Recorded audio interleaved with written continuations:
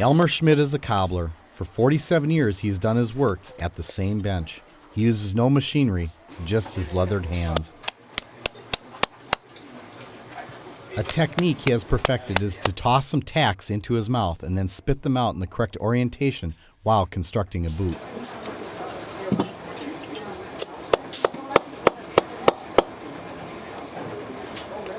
You tell me you shouldn't do it, but I started out that way and I've never swallowed one yet.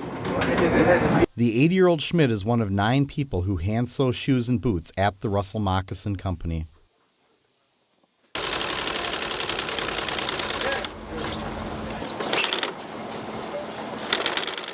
The firm traces its heritage back more than a century when it began making boots for loggers. It is now the last vestige of the trade that made Berlin the fur and leather capital of Wisconsin.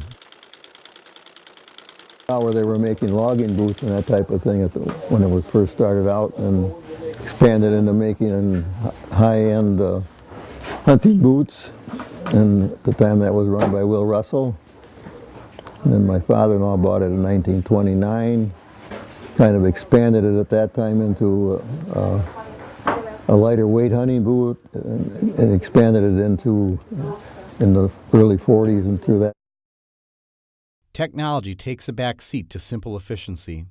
Thousands of customer measurements and preferences are stored for 10 years in drawers of index cards. Our main business over the years has always been mail orders. And these are all individual orders that are custom fitted. And these drawers, antique drawers here, this happens to be Texas. And we have 1, 2, 3 drawers. You know, these are all individual tags that have been made. We keep these for a 10-year period. So Texas is one of probably our biggest state. The term moccasin refers to a style of construction where the foot is cradled in a hammock of leather. Basically, we make everything that we make here is a true moccasin, and we have what we call just a single vant moccasin, a double vant moccasin, and a triple vant moccasin.